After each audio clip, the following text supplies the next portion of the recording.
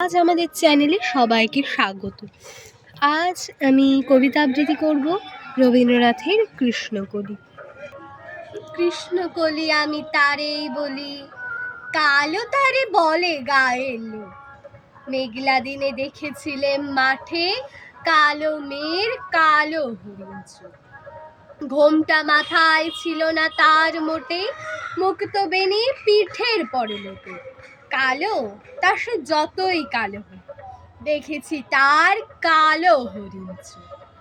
ঘন মেঘে আধার হলো দেখে, ডাকতে ছিল শ্যামল দুটি গায়ে।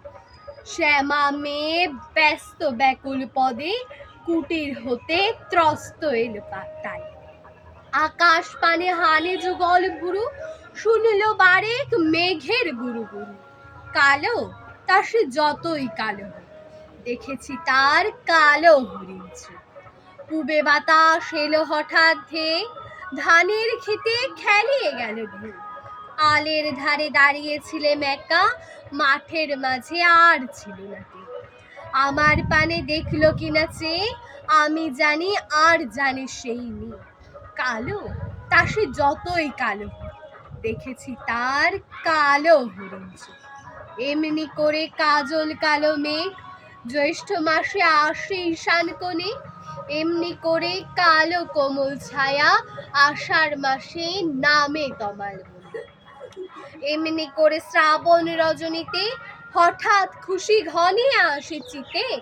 কালো তা সে যতই কালো হোক, দেখেছি তার কালো হরিণ চোখ।